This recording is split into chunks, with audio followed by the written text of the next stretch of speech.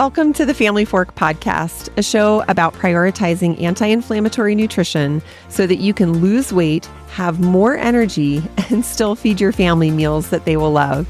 I'm Ashley Malik, and my mission is to give you simple solutions for nutrition so that you can finally reach the health and wellness goals that you have been after. Let's get started. Hello there, my friend. Welcome back. So I feel like I need to shout something from the rooftops so you get to hear it. There is not just one single thing that is going to help you lose weight in perimenopause. To really lose weight, reduce inflammation, and finally start to feel better, you really need to adjust quite a few things in your life. But the other thing that I need to shout from the rooftops is that you need to stop making it so damn hard. DIYing your way to weight loss is just no way to live. Sort of scrounging Pinterest for recipes and looking for evidence that such and such supplement is going to make weight loss easy. Maybe trying one diet this week and a different diet the next week, looking for the perimenopause easy button. I have heard from so many women this month who are devouring the previous episodes on weight loss in perimenopause. I know that you are desperate for details and success stories. I was too, so I can totally relate. But here's what's happening. One woman asked me how many calories I eat per day. Another woman, she asked me to write down my weightlifting routine. And yet another woman wanted recommendations for what supplements I take. I am absolutely happy to share everything that I've done to lose 10 pounds in perimenopause. I want you to win. I want you to succeed. And really, that's exactly why I try and pack my podcast episodes so full of info that you can use today. But the harsh reality is that it's not about the calories or the weightlifting or the supplements. It is all of it. And if you keep trying to stitch together a little piece of info from over here and a possible solution from over there, you're just wasting tons of time and effort, all in the hopes of maybe possibly losing weight. Now, when I started this episode, I told you that I really want you to stop making it so hard on yourself. And today, I'm going to help you do just that. Today, we're going to go through my exact method for losing weight in perimenopause. I'm sharing with you step by step all of the levers that I pulled to lose weight, get fit and strong, and really to finally feel like I had control over my body again. Because I tell you, when that spare tire started showing up around my stomach and my hips, I really felt like I had lost all control of my body. So we're going to talk about anti-inflammatory nutrition and low-impact fitness, which are two of the obvious approaches. But you need to keep listening through all the way to the last part of this episode because you are going to hear the ultimate secret sauce to finally losing weight in perimenopause and keeping it off for good. So if you're ready, grab a pen and take some notes because here come all of my juicy details. Now, when it comes to losing weight in perimenopause, the easiest, fastest, most effective thing you can do is to change what you eat. Without a doubt, every woman over the age of 35 should be eating an anti-inflammatory diet. This approach to nutrition helps to lower inflammation, reduce bloating, and it will help you lose weight. When you lower inflammation, you'll notice that a lot of other annoying symptoms start to get better, like a reduction in sore joints. You'll start sleeping better and you'll probably have more energy. Sounds pretty great, right? And best of all, with an anti-inflammatory diet, it does not require you to go to a doctor's appointment to get started. And it works with any other remedies that you're already using, like HRT, hormone replacement therapy, or supplements or anything else. But the key is to start with a plan that includes anti-inflammatory food lists and recipes that are quick, easy, and delicious. I mean, just think about it. Too often, when you end up going down that Pinterest rabbit hole, you come out with a bunch of recipes that are bland and boring or that use like really weird ingredients. You have to make sure that the recipes that you're using actually fit your life. Really, the way you like to eat, the flavors you enjoy, the amount of cooking you can tolerate, because I know not everybody likes to cook every night of the week. If those recipes don't fit your life, you're going to give up pretty quickly and not reach your weight loss goals. To transition to an anti-inflammatory diet, you need to gather those food lists and recipes, and then you need to adjust what you keep in your kitchen. If you hold on to tons of snacks and treats and condiments that are filled with inflammatory ingredients, you are going to end up caving at some point and eating them. I promise this will happen. But remember, you are desperate to lose some of that perimenopause weight. So take the time to clear things out and just start fresh. So once you've gathered your recipes, you've cleared out your kitchen, you need to tackle the next roadblock, and it's a big one, that can stop you from being consistent. Can you guess what it is? It's your family. I don't know if you guessed that, but it is your family. No matter what your family looks like or who eats at your house, we love them, right? They're family. But we do have to come to grips with the fact that they're probably not going to go all in on this anti-inflammatory diet. If your family is still eating gluten, dairy, refined sugar, they're just not likely to give up hamburger buns and ice cream and Cheetos.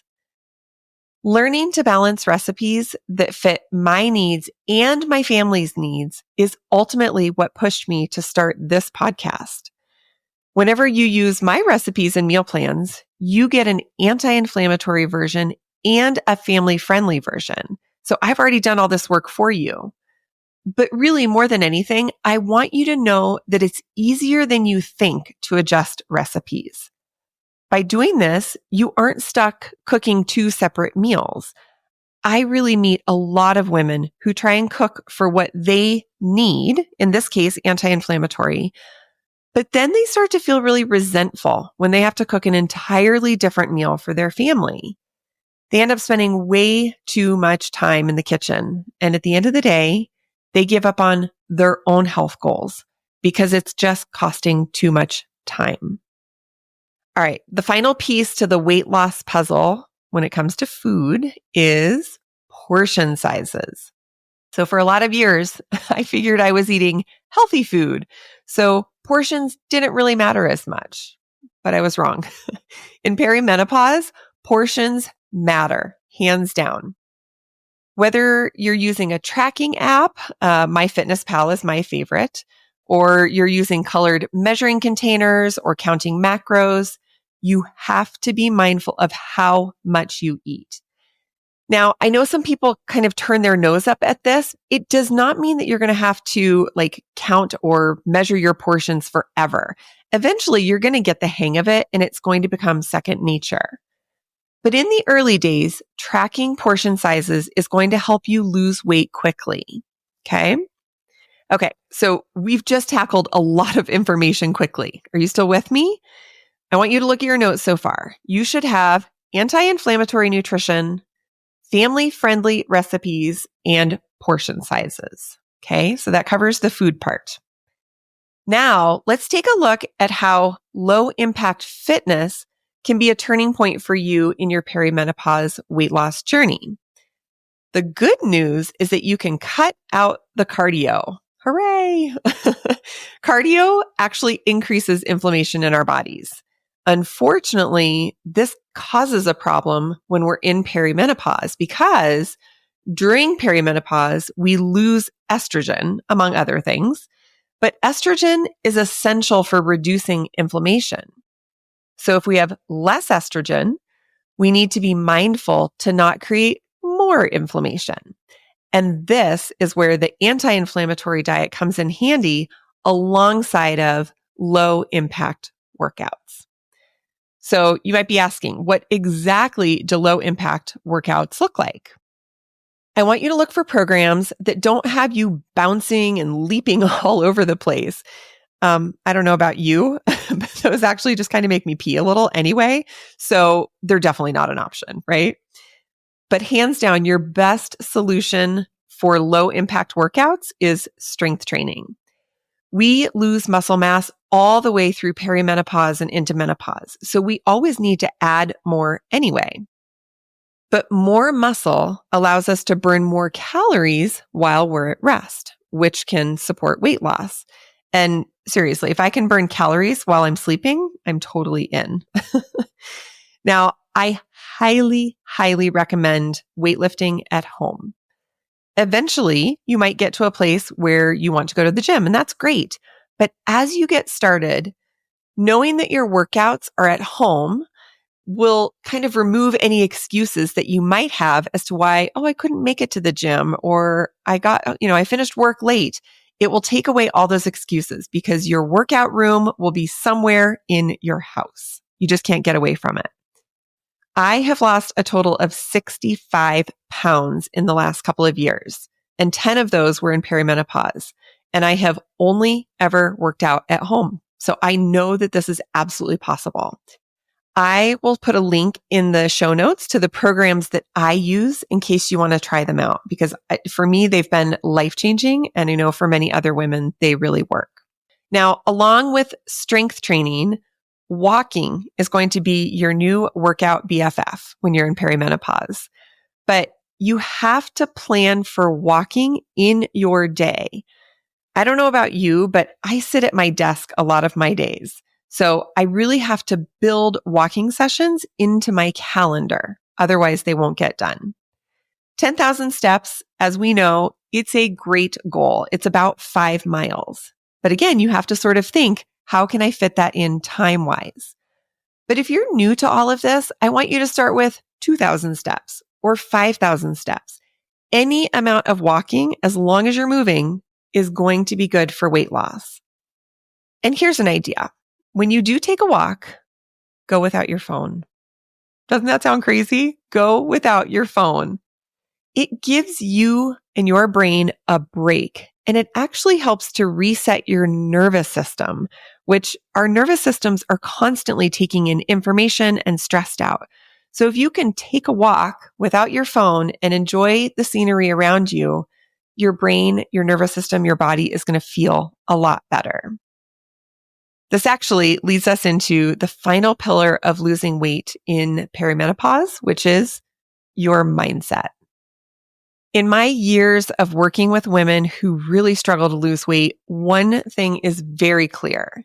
You can have all the right recipes and meal plans and food lists and workout programs, but if your brain is constantly telling you that it's just not possible to lose weight, that you're not a good cook, or that you're too weak to lift weights, you will struggle to be consistent, let alone actually hit your weight loss goals.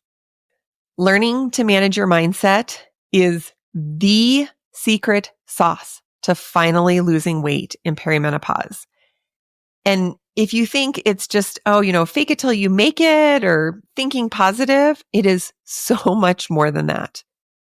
As a certified mindset coach and a former therapist, I know that mindset work is some of the most rewarding and life-changing work I do with my clients. Women come to me hoping to find motivation or build discipline for weight loss, but the reality is that lack of motivation is actually a symptom of something deeper. It's a symptom of a story that our brain constantly tells us, or a nervous system that doesn't feel safe and in control. And so to fix that, you need to get to the root cause of why you're not motivated. But what does that look like anyways, right? It sounds sort of woo and out there. So you can start by tapping into stories that your brain plays on autopilot. It plays them so frequently that you really think that they're true. Here are some of the things that I hear. Well, I eat mostly healthy, so why can't I lose weight? Gaining weight, it's just what happens when you get older. I am not a morning person, so I will never be able to get up early and work out. I just can't stay motivated or consistent. So like I said, this is a really meaty concept. So I want us to take a look at a real world example. Let's look at a client of mine. We'll call her Erin. She is married with two older girls, high school girls.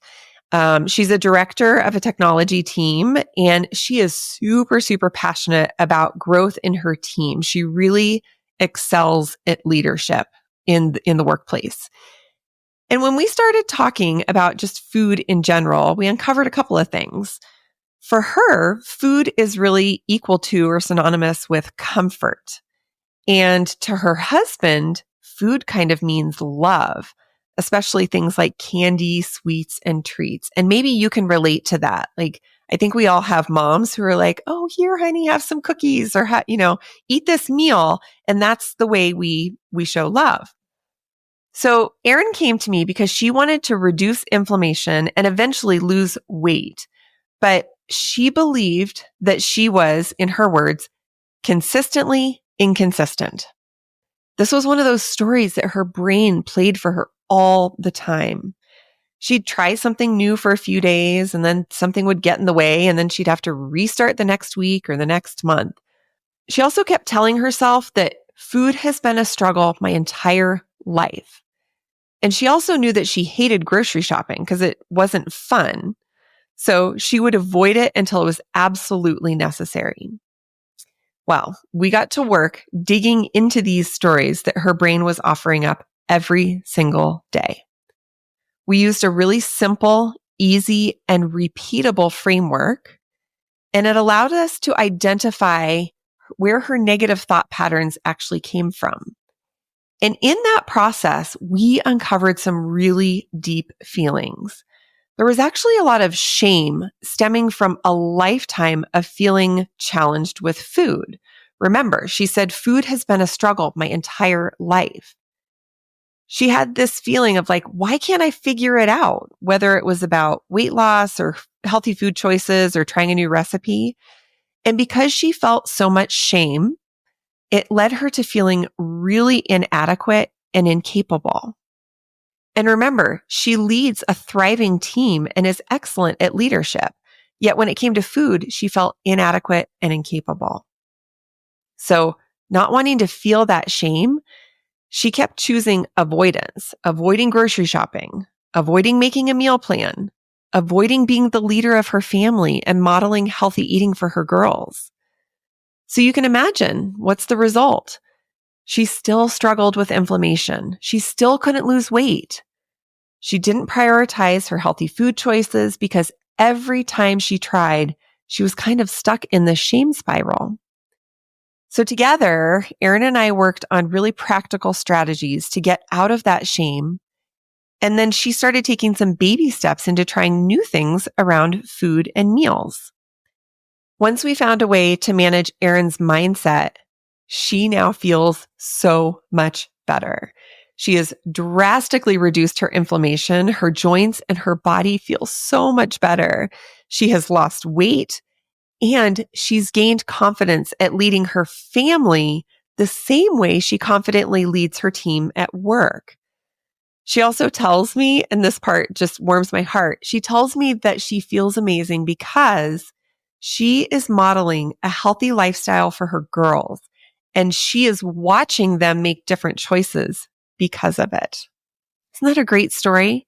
But it all started from digging into her mindset and understanding what that hidden root cause was for the symptom of lack of motivation. You really can have all of the meal plans and recipes and food lists and workout programs, but if your mindset is not in the right place, you're going to keep repeating the same cycle of being motivated and then crashing and burning. This is the magic key that you've been looking for. It is not hormone replacement therapy, more curcumin, extra protein, or taking creatine. It is learning how to manage the stories that your brain tells you to decide, are they true or not? And then rewiring your brain to think new, different thoughts that are actually going to help you move closer to your goals. And knowing that you have the skills to keep working on your mindset throughout your journey, because you will always need to shift your thinking in order to move forward. All right, my friend, we have covered a lot of ground here, and I know you have tons of notes for exactly where you can get started today. But maybe you love what you've heard. You're still thinking, yeah, I really wish there was an easy way to get started with all of this, like a roadmap that would just tell me exactly what to do. Well, luckily there is. Everything we have just talked about is now wrapped up with a tidy bow for you in my new program called the Perimenopause Weight Loss Method. I'm actually calling it the method for short. The method is designed to help you finally lose weight quickly and easily in perimenopause so you can feel confident, strong, and healthy, truly, truly, for the rest of your life. Now, not only do you get all the support you need with anti-inflammatory nutrition, but we go deep, deep into mindset work, which helps you reframe those stories that your brain is currently giving you. This part of the program is absolutely life-changing. The method is a 10-week program, and you get access to all of the educational materials and tools. But best of all, you get live coaching with me every single week. It's one thing to have the tools at your disposal, but I will be coaching you through how to implement them so that you can finally start to see results in your weight loss journey. If you'd like to learn more, you can get additional details on the method by clicking the link in the show notes. So let's do a quick recap. You need a few basic pillars to lose weight in perimenopause: anti-inflammatory nutrition, family-friendly recipes, and portion control. In the fitness part, it's low-impact workouts, and that should include walking and strength training. And at the end of the day, the key to success overall is learning how to manage your mindset, because without it, no amount of motivation will help you reach your goal. So whether the method program is right for you or not, I hope you walk away today with a ton of notes and a good idea of how to get started from here. I truly want you to feel confident and energetic and amazing. And losing some of that perimenopause weight will help get you there. I am so excited to be on this journey with you. Thanks for spending time here today, and I will see you next week. Thank you for listening today. I am so grateful to spend this time with you. Be sure to connect with me at ashleymalik.com, where you can explore free resources, meal plans, and more. And if you found today's episode valuable, please share it on your socials so that we can help more midlife women reach their health and wellness goals. See you next time.